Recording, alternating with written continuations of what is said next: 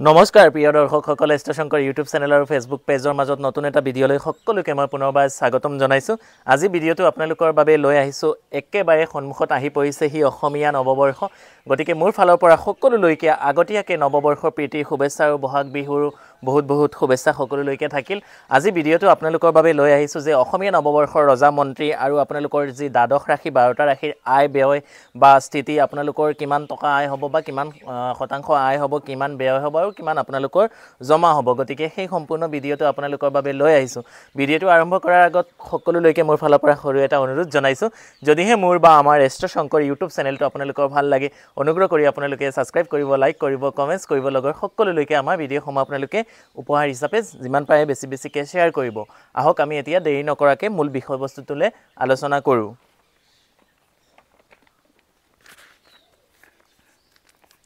এই বছৰ অৰ্থাৎ অসমীয়া নৱবৰ্ষত ৰজা হ'ব বৃহস্পতি, ৰবি হ'ব মন্ত্ৰী, বুধ হ'ব জলাধিপতি আৰু শনি হ'ব শস্যাধিপতি।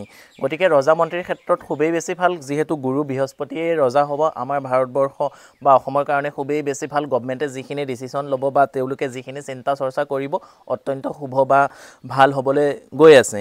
বুধ হ'ব জলাধিপতি, গতিকে যিপিনে পানী হ'ব আৰু যিপিনে খৰাং হ'ব খৰাঙেই হ'ব। গতিকে বুধ হৈছে বালক গ্ৰহ, গতিকে বুধ হৈছে জলাধিপতি আৰু শনি হৈছে শস্যাধিপতি। যিপিনে দিব আৰু যিপিনে নিদিবই, মানে তেনেকুৱা হৈ যাব। তো সেইখিনি আছিলে এই বছৰৰ অসমীয়া নৱবৰ্ষৰ ৰজা মন্ত্ৰী কোন হ'ব বা কি হ'ব। এতিয়া মই আহিছোঁ যি ৰাশি চক্ৰৰ 12টা ৰাশি, আপোনালোকৰ 12টা ৰাশি, আপোনালোকৰ প্ৰত্যেকৰ ৰাশি অনুযায়ী আপোনালোকৰ আয় ব্যয়খিনি আপোনালোকক জনাম। কিন্তু তাৰ আগতে সৰু এটা দুটা কথা আপোনালোকৰ মাজত মই জনাই ল'ব খুজিছোঁ। আপোনালোকে বহুতে মোৰ লগত বা আমাৰ লগত যোগাযোগ কৰিব খোজে, মোক ক'ত কেনেকৈ কিদৰে যোগাযোগ কৰিব পাৰিব। মোৰ গুৱাহাটীত চেম্বাৰ আছে, নগাঁৱৰ কঠীয়াতলী চাৰিআলি ৰামকৃষ্ণ জেমছ এণ্ড জুৱেলাৰীটো মোৰ চেম্বাৰ আছে, হোজাই যি খান জুৱেলাৰ্ছতো চেম্বাৰ আছে। গতিকে আপোনালোকে আগতীয়াকৈ আহি নাম লিখাই লৈহে আমাৰ লগত যোগাযোগ কৰিব পাৰিব বা ভিডিঅ'ৰ ডিছক্ৰিপশ্যনত contact details, chamber details, Facebook page link, WhatsApp channel link, Instagram link গোটেইখিনি দিয়া থাকে। যদি ভাল লাগে আগতীয়াকৈ আপোনালোকে যোগাযোগ কৰাই ল'ব, বা যিসকল আমাৰ চেম্বাৰত আহিব নোৱাৰে তেওঁলোকে অনলাইন কনচালটেঞ্চিও আমাৰ পৰা ল'ব পাৰিব। এতিয়া মই আহিছোঁ যি ৰাশি চক্ৰৰ প্ৰথম ৰাশি মেষ ৰাশিৰ এই বছৰত আয় হ'ব 5, ব্যয় হ'ব 2 আৰু স্থিতি হ'ব 3। অৰ্থাৎ মেষ ৰাশিৰ 5% যদি আয় হয় তাৰে 2% ব্যয় হ'ব আৰু 3% আপোনালোকৰ হাতলৈ থাকিব, অৰ্থাৎ ছেভিংছ হ'ব। বৃষ ৰাশিৰ জাতক বা জাতিকাসকলৰ এই বছৰৰ কাৰণে আপোনালোকৰ 2 হ'ব আয়, ব্যয় হ'ব 3 আৰু -1, অৰ্থাৎ আপোনালোকে ঋণত পৰাৰ সম্ভাৱনা দেখা গৈছে। এতিয়া মই আহিছোঁ মিথুন ৰাশিৰ জাতক বা জাতিকাসকলৰ এই অসমীয়া নৱবৰ্ষটোত আপোনালোকৰ 8% হ'ব আয়, 2% হ'ব ব্যয় আৰু 6% হ'ব আপোনালোকৰ স্থিতি।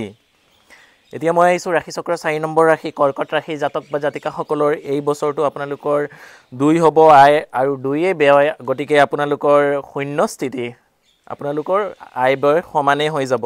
এতিয়া মই আহিছোঁ সিংহ ৰাশিৰ জাতক বা জাতিকাসকলৰ এই বছৰত আটাইতকৈ বহুত বেছি আপোনালোকৰ আয় হ'বলৈ গৈ আছে, অৰ্থাৎ 11% আয় হ'ব আৰু 1% ব্যয় হ'ব, লগতে 10% আপোনালোকৰ স্থিতি হ'ব বা থাকিব। এতিয়া মই আহিছোঁ কন্যা ৰাশিৰ জাতক বা জাতিকাসকলৰ 8% আপোনালোকৰ আয় আৰু 2% ব্যয় আৰু 6% আপোনালোকৰ স্থিতি। এতিয়া মই আহিছোঁ ৰাশি চক্ৰৰ তুলা ৰাশিৰ বিষয়ে। তুলা ৰাশিৰ এই বছৰ 2% আয়, ব্যয় হ'ব 3 আৰু -1 হ'ব স্থিতি, অৰ্থাৎ আপোনালোকৰ 1% ঋণ হ'ব। বৃশ্চিক ৰাশিৰ জাতক বা জাতিকাসকলৰ এই বছৰত 5% আয়, 2% ব্যয় আৰু 3% স্থিতি থাকিব। ধনু ৰাশিৰ জাতক বা জাতিকাসকলৰ এই বছৰ অৰ্থাৎ অসমীয়া নৱবৰ্ষটোত আপোনালোকৰ 11% হ'ব আপোনালোকৰ আয়, ব্যয় হ'ব 2%, 9% আপোনালোকৰ স্থিতি। কুম্ভ ৰাশিৰ জাতক বা জাতিকাসকলৰ এই বছৰ আপোনালোকৰ 5% আয়, 3% ব্যয় আৰু 2% আপোনালোকৰ স্থিতি।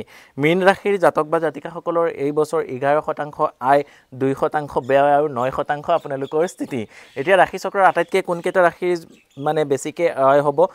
প্ৰথমতে সিংহ ৰাশিৰ 11% আয়, 1% ব্যয় হ'ব, 10% থাকিব। তাৰপিছত হ'ব ধনু ৰাশিৰ 11% আয়, 2% ব্যয় আৰু 9% আপোনালোকৰ স্থিতি থাকিব।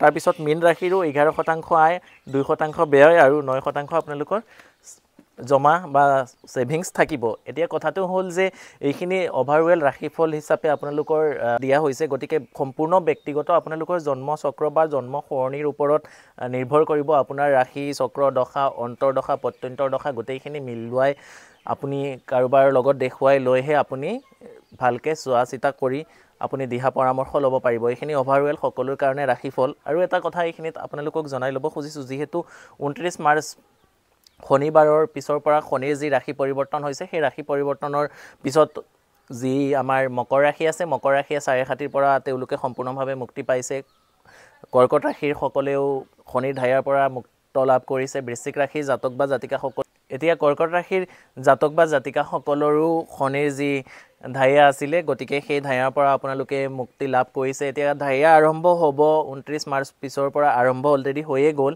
যি সিংহ ৰাশি আছে সিংহ ৰাশিৰ ধায়া আৰম্ভ হৈছে ধনু ৰাশিৰ ধায়া আৰম্ভ হৈছে আৰু নতুনকৈ মীন ৰাশিৰ চাৰে চাতি আৰম্ভ হৈছে মেঘ ৰাশিৰ চাৰে চাতি আৰম্ভ হৈছে আৰু কুম্ভ ৰাশি চলি আছিলে চলিয়ে থাকিব গতিকে এই ৰাশিকেইটাই যদি শনিবাৰ দিনটো আপোনালোকে অকণমান ভেজ খানা নিৰামিষ আহাৰ গ্ৰহণ কৰি শনি মন্দিৰ কালী মন্দিৰ বা হনুমান মন্দিৰ বা যিকোনো ওচৰত থকা শিৱ মন্দিৰ বা শনিবাৰ সন্ধিয়া শনি মন্দিৰত এগছি তিল তেলৰ চাকি বা আপোনালোকে আহত গছ বেলগছ বটগছ ইত্যাদিৰ তলতো যদি এগছি হাতী সৰিয়হ বা তিল তেলৰ চাকি জ্বলাব পাৰে তেতিয়াহ'লেও আপোনালোকৰ কাৰণে বহুত বেছি ভাল বা শুভ ভিডিঅ'টো শেষ কৰাৰ পূৰ্বে সকলোকে মোৰ ফালৰ পৰা পুনৰ এটা অনুৰোধ জনাইছোঁ যদিহে আমাৰ ভিডিঅ'সমূহ আপোনালোকৰ ভাল লাগে আপোনালোকে অনুগ্ৰহ কৰি শ্বেয়াৰ কৰিব আৰু যিসকলে এই ভিডিঅ'টো প্ৰথমবাৰৰ বাবে চাইছে এতিয়ালৈকে এষ্ট্ৰ শংকৰ ইউটিউব চেনেলটো ছাবস্ক্ৰাইব কৰা নাই অনুগ্ৰহ কৰি ছাবস্ক্ৰাইব কৰি কাষতে থকা বেল আইকন নটিফিকেশ্যনটো দবাবলৈ একেবাৰে নেপাহৰিব পুনৰবাৰ মোৰ ফালৰ পৰা সকলোলৈকে হৰ হৰ মহাদেৱ জয় মা কালী জয় মা কামাখ্যা জয় শ্ৰীৰাম থেংক ইউ